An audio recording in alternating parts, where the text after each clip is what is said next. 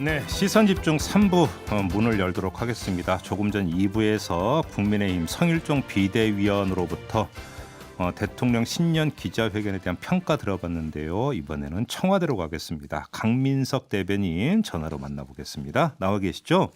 예. 네, 안녕하세요. 어제 저도 처음부터 끝까지 다 봤는데요. 예. 보도에 따르면 대통령께서 주말에 이른바 족보, 그러니까 예상 질문에 대해서 이제 충분히 그러니까 검토를 하셨다 이런 보도가 있었는데 예. 답변지가 미리 작성이 안 됐었었나요? 그러니까 화면을 보니까 그냥 대통령께서 즉석에서 다 발언을 하시는 것 같더라고요. 일단 먼저 일부 언론 보도상으로 네 번의 리허설을 했다. 네, 맞아요.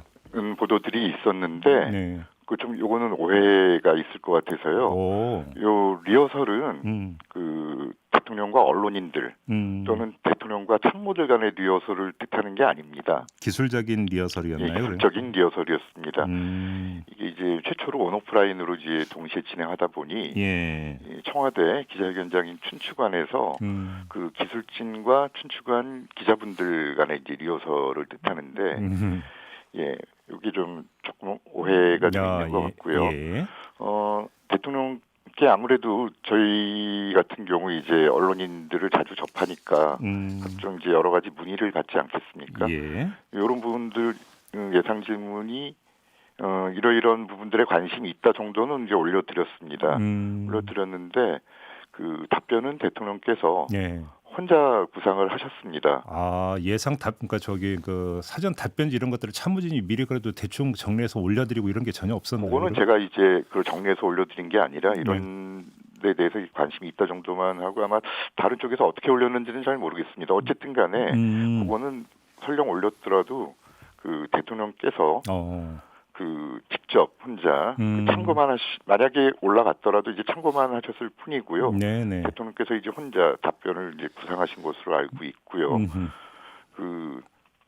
구상하신 내용을 대통령의 이제 정치 언어로서 회견장에서 표현하신 것입니다. 알겠습니다. 지금 대변인님께서 이제 정치 언어라는 표현을 쓰셨으니까 그럼 한번 좀 이 질문부터 드려볼게요. 어제 기자회견이 끝나고 나서 좀 논란이 됐던 게 입양 아동을 바꾼다라고 하는 이 표현 대목이지 않습니까? 이게 좀 논란이 됐었는데 이걸 어떻게 받아들여야 되는 걸까요?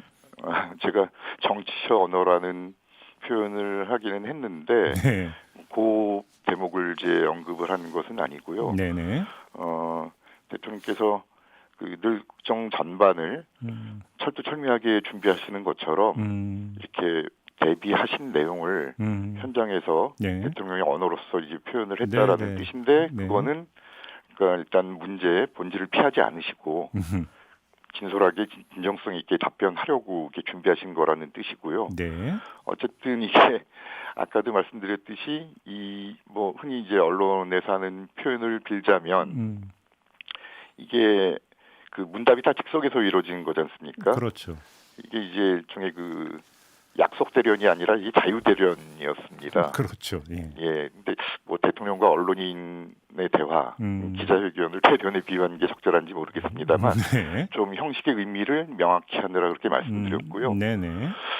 결국은 입양 문제에 대해서 질문하셨는데 너무 좀 길게 답변을 드리는데 이 문제에 대해서 좀 추가 설명을 드려도 괜찮겠습니까? 그러면 제가 좀 이게 좀 이제 여쭤볼 게 많으니까 축약해서 다시 한번 그러면 좀 정리해서 질문을 드리면 입양 아동을 바꾼다라고 하는 표현에 대해서 이제 청와대에서 이제 어제 해명이 나오지 않았습니까? 그러니까 위탁 과정에 대한 사전 위탁 보호제. 그러니까 위탁 보호제를 이야기하는 과정에서 이제 이런 표현이 나온 것이 맥락은 그런 뜻이 아니었다라고 이제 어제 청와대에서 해명을 했습니다만.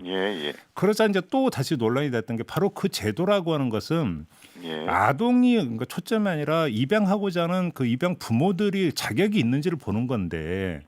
그런 점에서 대통령이 인식이 좀 약간은 좀 빗나갔던 거 아니냐 이런 지적이 그다음에 또 나왔거든요.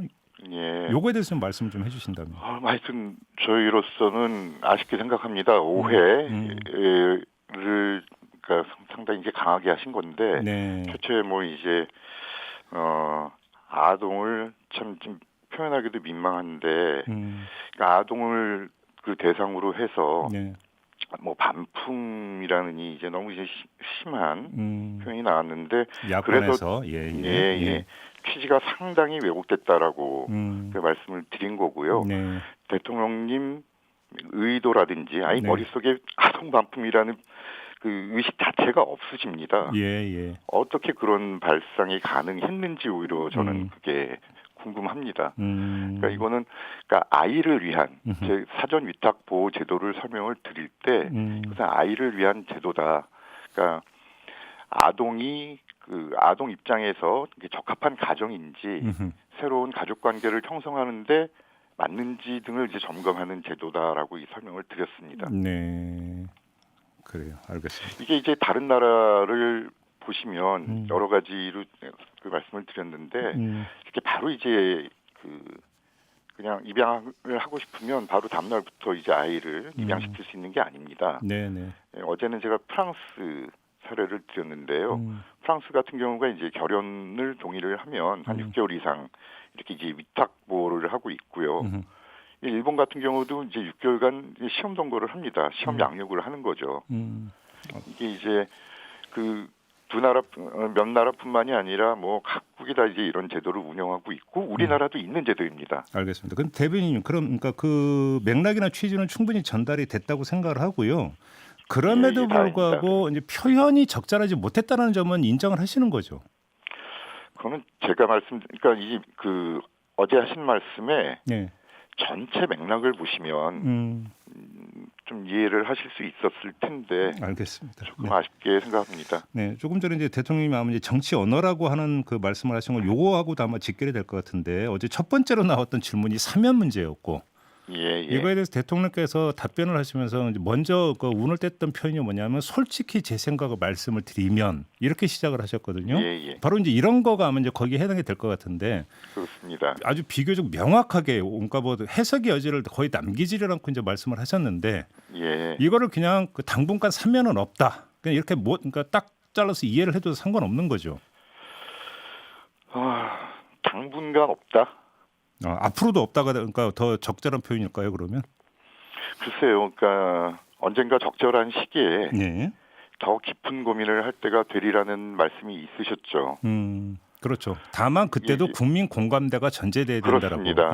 결국은 국민 공감대가 중요할 것 같습니다. 그러니까 시기 이제 당분간이냐, 언젠가가 언제냐라는 것에 대해서는 어제 이제 말씀을 하셨죠. 그 과거의 잘못을 인정하지 않는 차원의 사면 요구는 용납하기 어렵다고 하셨는데 그렇지 않겠습니까? 잘못을 인정하지 않는데 국민 공감대가 모아질 수 있을까요? 그러니까 그 부분이 더 중요해 보입니다. 알겠습니다. 윤석열 그러니까 문재인 정부의 검찰총장이라고 말씀하신 부분이 있지 않습니까? 조금 전에 이제 저희가 인터뷰했던 그 성일종 비대위원 같은 경우도 결국은 야권 후보로 나서는 거에 대한 어떤 견제, 경고 이런 식으로 해석을 하던데 이런 정책 해석은 어떻게 받아들이십니까? 그 정치적인 말씀이 아니라 너무나 당연하고 원칙적인 말씀이시죠. 문재인 정부의 검찰총장이지 다른 정부의 검찰총장은 아니지 않습니까? 네. 그냥 그 원칙적인 말씀이십니다. 액면 그대로 받아들여라. 정치적 맥락으로 하신 말씀은 아니고요. 같은 뜻으로 그 윤 총장께서 지금 그 직을 행사를 하실 때 정치적 목적으로 이제 행위를 하시는 것은 아니다라는 말씀을 또 추가로 하셨죠. 알겠습니다.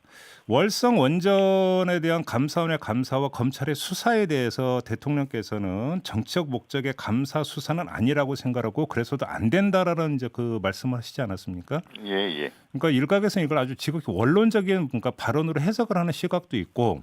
좀 더 나아간 시각은 정치적 목적을 경계한 경고성 발언으로 해석하는 사람도 있던데 어떻게 받아들여야 될까요?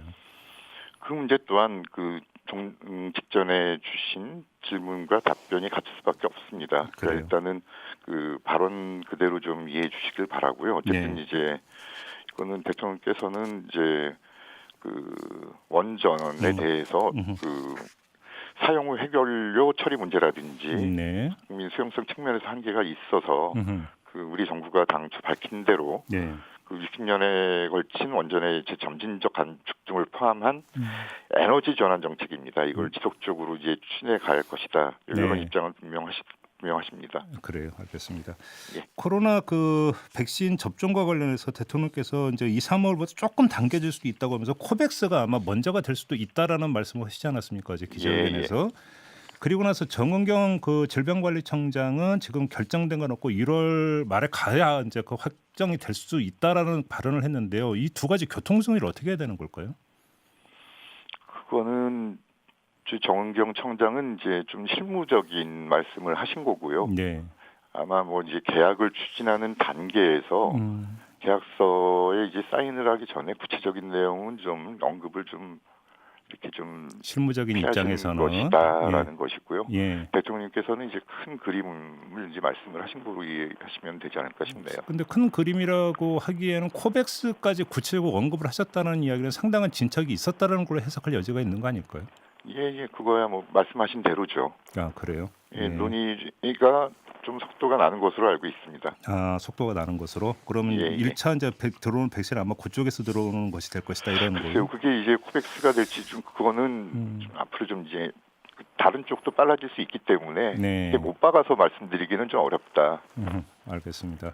예. 요즘은 지금 그 부동산 대책과 관련해서 이제 그 공급 그 대책을 이제 말씀을 하시면서 이 공급과 수요가 엇나갔던 부분들의 이제 그 세대 수가 많이 증가한 거, 61만 세대가 이제 증가한 것은 이제 강조를 하시지 않았습니까? 예. 근데 시장에서는 어떤 그 이야기가 따라붙었냐면. 지금 부동산 시장에서 요구하고 있는 주택의 상당 부분은 3, 4인 가구용 주택인데 대통령께서 지적했던 그 수요의 그 증가는 대부분이 1인 세대주. 이기 때문에 사실은 좀 핀트가 다른 이야기다 이런 지적도 있는데요. 이건 어떻게 받아들이십니까? 1인 세대주만 이제 염두에 두시고 강조하신 것은 아니고요. 네네. 어쨌든 이제 말씀하신 대로 그 부동산 공급 문제는 공급 전문가인 국토부 장관이 어제 대통령께서도 말씀하셨습니다.